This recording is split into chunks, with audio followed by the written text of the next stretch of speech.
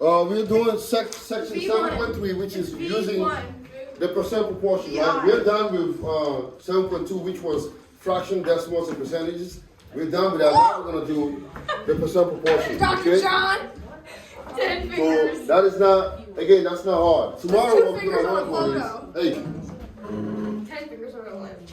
that's enough. I'm talking. Wait, the test is on Friday? Friday, but tomorrow we're going to have I don't like you. a pre-test, all right? I'm going to give you a review for it. So now, we're going to talk about the percent proportion, okay? So percent proportion, what is it, right? So it's basically, in a nutshell, part over a whole, or this is percent over 100, right? So for example, how do we use it? If I ask you a question here, for example, 12 is what percent of 32? I want to know what 12 represent in terms of a percentage. So how would I solve that? If I say to you, 12 is what percent of 32? Listen carefully here, I'm asking a specific question. I want to find the percent, right? I know that 12 is a number, and I also know that 32 is a bigger number, right? 12 is part of a whole number. The whole number is 32, and I want to know, in terms of percentage, what does 12 represent in terms of percentage when it comes to 32? So how do I solve that, right? This is what we're going to try to do here. I know that 12 is a number, I know that 32 is a number, but I want to know what would 12 represent as part of 32. Let me give you another question. So for example, right, if I take my whole body, right, I'm 100%, right, this is 100%, it's just me one, right? So from here to here, you have a portion, right? So I want to know this portion here of my body, how much does it represent outside of my whole body?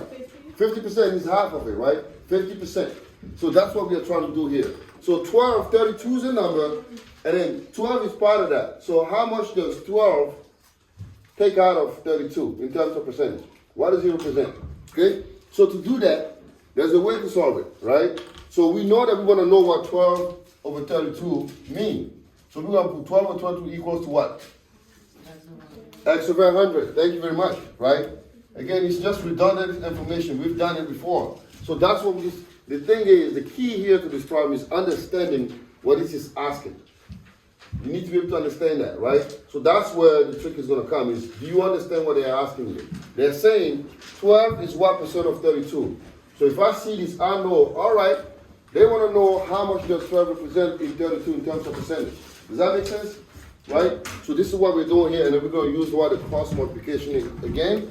So this is 1200 equals to 32x. And I'm going to divide this by 32. Liz, do you mind putting this in the calculator and tell me how much this is? Me? Yeah. Or anybody that has a calculator. It should be 37.5. All right, so 37.5 what? Percent, right? We don't forget the symbol. We have to make sure we have the symbol, right? Remember, our purpose, took out like half point if you didn't put a symbol on some of the things because we need to understand proper notation, right? So therefore, I would say that 12, to answer the question, is what is 37.5% of what? Of 32. Does that make sense? Right? 12 is 37.5% of 32. Let me ask you a question that has to do with this classroom here, right? So if I want to say girls are what percent of this entire class? How would you solve this? Girls are what percent of this entire class? 4 over 9. 9 girls, so 4 over 9. So how would you set that up? Yeah. 9 over 13 equals x over 100. That's right. 9 over 13 equals x over 100. This is how we solve it, right? Because we know there are 13 students in total this morning because we have one missing. And amongst those 13, there's 9 girls. So now we're going to solve it. So now go ahead and tell me what's the percentage? Actually, that'd be 12. What'd you get? 69.230769. All right, so basically, let's say about 69.3%, right? So there's more girls than boys. So that means you boys have a lot of options, right? Yes, a lot of options for you. I'm older than all of them. You guys have a lot of options. I'm You're good, right? Mommy. Now, you can't be picky. Why are you cracking your knuckles? I'm just saying. I'm just saying. You have a lot of options. So instead of, unless you guys are not interested in none of this knucklehead, yeah, all that. Wait. Really? You guys are my I feel different. I think if I did a real survey, if I could see your heart, I'm sure every single one of you guys is secret admirer in this classroom. I know, yeah. Oh, ew. Poo. Alright, anyway. Alright. Now that we talked about. Why are you always shipping us? Alright, that's enough. So now we know how to find a percent, right? So now the next question is find the part, right? Find the part. So now I'm asking, what number is 15% of 450? Right? What number is 15% of 450? How do I set that up? Yeah? I was good. Would be x over 450 equals 15 over 100. Alright, did you understand that? Listen to this. Yes. Right? So what number is 15% of 450? This is how you set it up. We want to find a number that represents 15% of 450. We don't know what it is, but we know that it's only 15%. So we're basically still using the same rule. Right? So x over 450 is equal to 15 over 100. Thank you, by the way. Right? So this is what this is asking. So now your question, the question to this problem is comprehension, understanding what is being asked of you, right?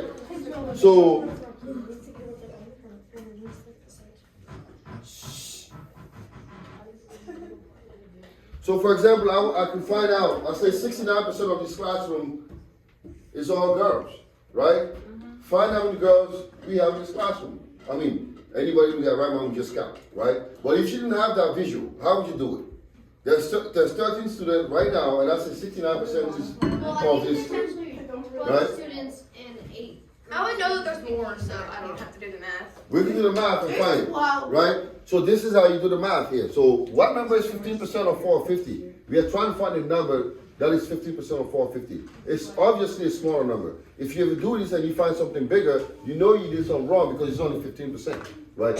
I want to know what number represents 15% of 450. So I'm going to have to go x over 450 equals to 15 over 100, and then I can solve for x, right? So I'm going to use the cross multiplication again. I get 100x. 450 times 15 is equal to what? Someone put that in a calculator. Already did. What is it?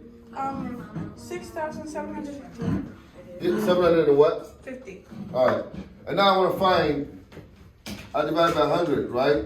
So x is equal to what? 67.5. 5%. So no percent. No? No percent. Why is it no percent? Because it's just a number. We want to know what number represents 15% of 450. I'm not looking for the percentage. I'm looking for the number. Does that make sense? Yeah. We have to understand these That makes terminologies, sense, right? yeah. So it's not 67.5%, it's just 67.5. Now, I know that 67.5 is what? Is 15% of 450. Does that make sense? So 67.5 is 50% of 450. And then I know that 50% of 450 is 67.5. So you have to understand the difference between the percentage, the part, and the whole, right? And out here, now we want to find the whole, right? 78 is 60% of what number? We want to find that. It's the same way. It's 78, okay? 78 over x Mhm. equal to 60 over 100. 60 over 100. There you go, right? So now we want to find the whole.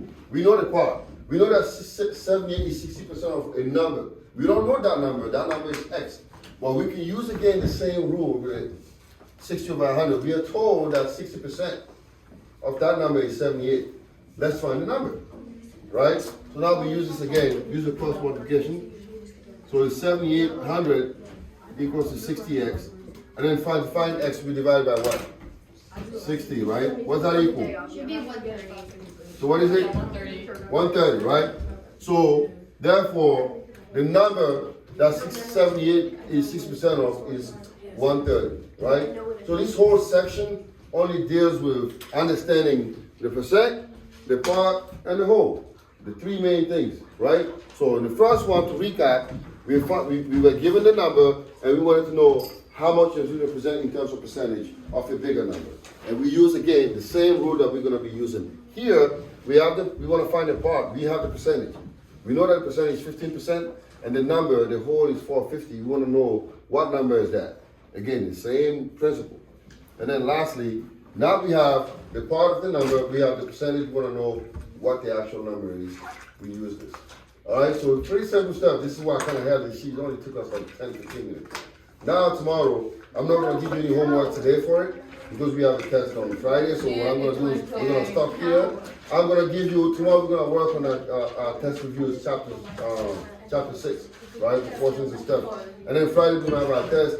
And then next week we're gonna do some homework on this one. All right? That's it. Yeah.